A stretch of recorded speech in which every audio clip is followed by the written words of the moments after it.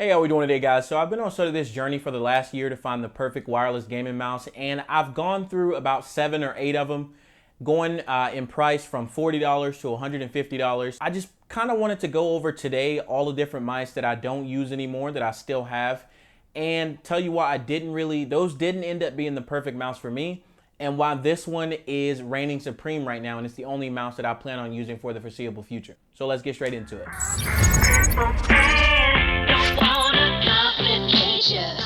So I want to go ahead and get started with the name and price of each mouse that I am going to be talking about today. And if you want to buy any of those, they will be linked down in the description below. So go ahead and check that out. So first we've got the Darkcore SE coming in at $60. And then we've got the IronClaw RGB. This one I do not have with me today, so I won't be having a visual on that one. But it comes in at $72 right now. Its normal price is 80 bucks.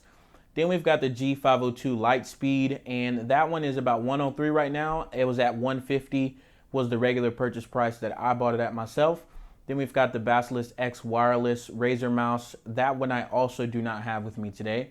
And that one comes in between $45 and $60 is the original starting price.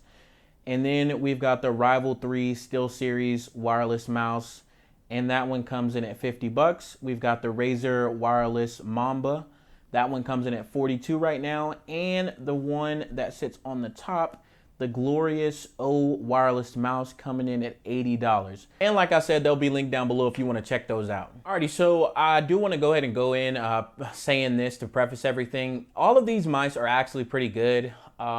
It was just something about each one that I didn't personally like, and that ended up being a hindrance in the long run. And this can vary from the hand shape or what style of grip you're comfortable using. But I just want to tell each one of them and which problems I face with each one. So I'm going to go ahead and get started with the Darkcore SE. Alrighty, so with the Corsair Darkcore SE, my main problem with this one was the buttons that were on the side, the back and forward buttons. They were very oddly placed, and they're not like individual buttons. They're more like two directions on a D-pad.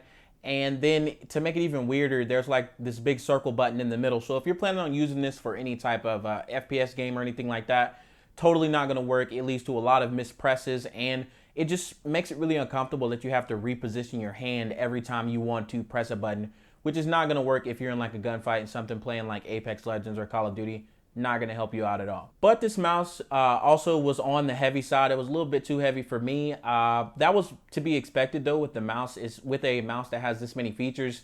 It has RGB lighting, all those extra buttons, and then you've also got Qi wireless charging in this mouse, which is nice. They're all nice features, and if that's what you're looking for, then this is a good mouse. One of the things I really liked about this mouse was the thumb rest on the side and the ability to swap out the other side to have a pinky rest that match that actually comes in the box. And next I want to move on to the IronClaw RGB wireless. Now this mouse, the buttons were just too big and clunky and weird, and they just seemed kind of out of place. It had the exact same amount of buttons that are on most of these mice that have like 6-7 buttons on the side and on the top. And it was just, they were weirdly placed. And the second reason is just that the middle button that's supposed to be in between the front and back buttons on the side is kind of placed on top of the mouse. So like if your hands are a little bit wider, you're going to end up pressing that button accidentally a lot. And you can set it to do nothing, but it just seems like it's really in the way, and it's not really as comfortable as it should be. This mouse is also built very weird. I feel like it's wider at the bottom and slimmer at the top, and I did not like the feel of that.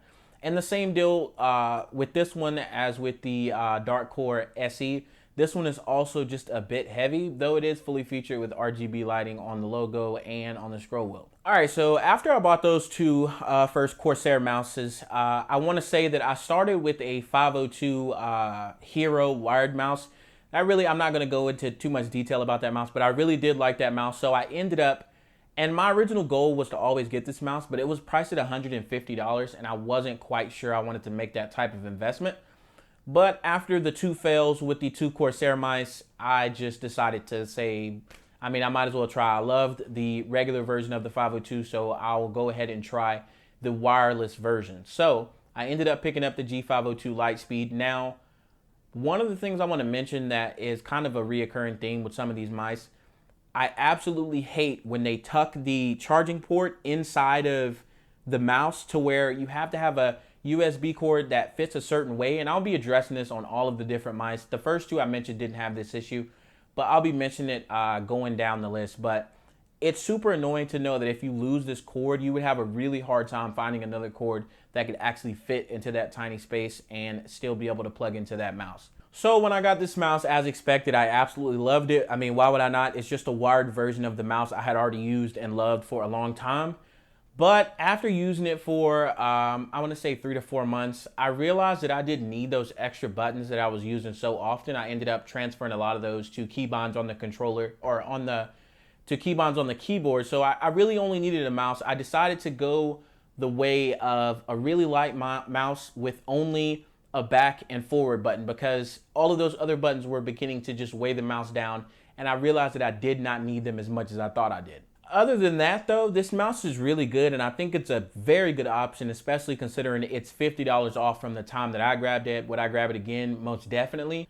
And I will be keeping the one that I have in my collection, but as of right now, I realize I only play FPS games, competitive FPS games like Call of Duty, Warzone, or Apex Legends, and honestly, I just don't need those extra buttons, and I would much rather prefer a lightweight mouse. So moving on to my lightweight mouse journey, I ended up picking up a Razer Basilis X wireless. Now this mouse is shaped very similarly to the G502, and that was kind of one of the main things I liked about it. It's shaped just like that, except it has much less buttons. It just has the forward and back button, not those buttons at the top, not the frictionless scroll wheel or the additional button on the side. So I ended up not really liking this mouse, mainly because it was not as light as I thought it would be. Now, this is also a reason I didn't like it, is the fact that you had to put a AA battery inside of it. And this kind of shifted the weight more to the side with the battery, and you could kind of feel it when you were sliding it across the mouse pad. And also just the fact of having to use a AA battery was just not really what I was looking for. And I didn't want to have to consistently continue to change that battery out or get a rechargeable battery and pull the battery out and put it in the charger. I would much rather just plug it in with a USB-C cable or a micro USB cable. So after I finished with that one, I ended up sending that mouse to my little brother, and then I ended up picking up a SteelSeries Rival 3 wireless mouse. Now, I really liked this mouse, but after using it for about a few days, I realized how small and cramped it was. And I didn't like the fact that the side buttons on the side of that mouse were so slim. They were like little slivers, and you just had to tap them. But they were just, it just wasn't the most comfortable mouse. And despite it being one of the, actually it may actually be the smallest form factor mouse that I have, it was heavier than a lot of the other mice, because one, it uses 2 AAA batteries instead of just charging it. Now, you can actually take one of the batteries out and just use one, but one, this does not make it that much lighter, and it ended up having that same problem with the weight distribution that the Basilisk X has. So I ended up moving on to another mouse, the next mouse I picked up, and this one was kind of based on a review that I had watched myself. Because I have larger than average hands, like I have really long, I wouldn't say they're like large and wide, I have really long fingers, and my hand is pretty long. I'll put it up next to this controller. So this is like a standard Xbox controller, and this is my hand just right there where my thumb is. So do with that what you will, but I just found myself having an issue a lot of the times where my fingers would be hanging off the side of the mouse or the front of the mouse, and it would just be a little bit uncomfortable if I'm not using a claw grip. And so I picked up the Mamba wireless because I saw someone that was a reviewer and they had larger than average hands, and they found that mouse very comfortable. Now, I will say it is pretty comfortable, but I do not like the slanted like form factor. It kind of makes my pinky slide against the mouse pad a lot, or when I try to tuck it in, it's kind of just hanging. It's really weird to hold this mouse.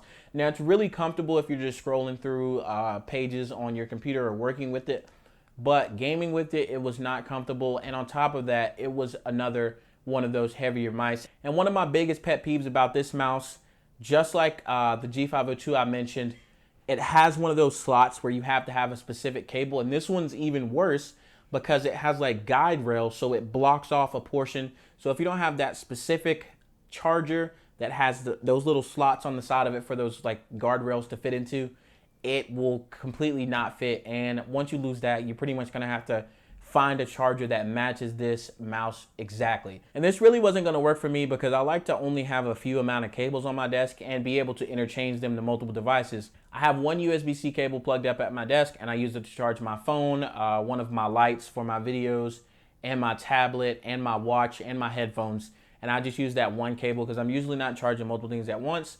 And I would also have a micro USB cable, and you can't interchange those if the mouse has that weird little input, and it just got really annoying. Now, the last mouse I want to talk about is the winner. It literally checked so many boxes that I really wanted, and even some that I've been asking for in the past that I've kind of settled on. So number one, I want to talk about the glorious Model O wireless. Like I said earlier, this mouse comes in at $80. It was priced higher than this at a point in time. I feel like $80 is a really good price, especially for what you're getting. Now, this is a really lightweight mouse. It comes with that honeycomb cutout design. And one of the things that kind of threw me off when I saw it is I thought it was going to be unbalanced because of the way that it looks. But it is extremely balanced. Now, I really wish the battery life could be a little bit better. It's decent now. But considering that it is so light, it's literally the lightest mouse I've ever held. It's literally like butter. And you really can't beat it as far as weight goes. Now, for a wireless mouse anyway. Next thing I wanted to talk about was the length of this mouse. So this mouse has a pretty good length, and it doesn't have those flared buttons at the end like the Mamba, which made it really uncomfortable. It's kind of just that smooth, regular mouse shape.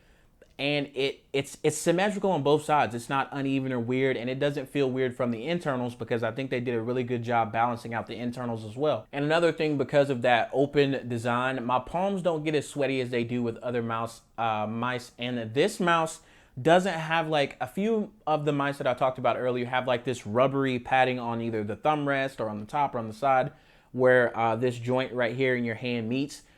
And that part would make my hand so sweaty, and it gets so dirty and nasty, and you have to clean it, and it's so hard to clean. You have to like get a little like toothpick and pick out the little pieces of dirt that are in the mouse that have just built up over time.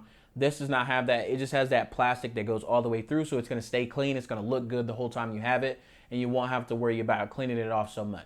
Another thing, like I was talking about with the Rival 3, this mouse, the buttons on the side, it just has the two buttons on the side.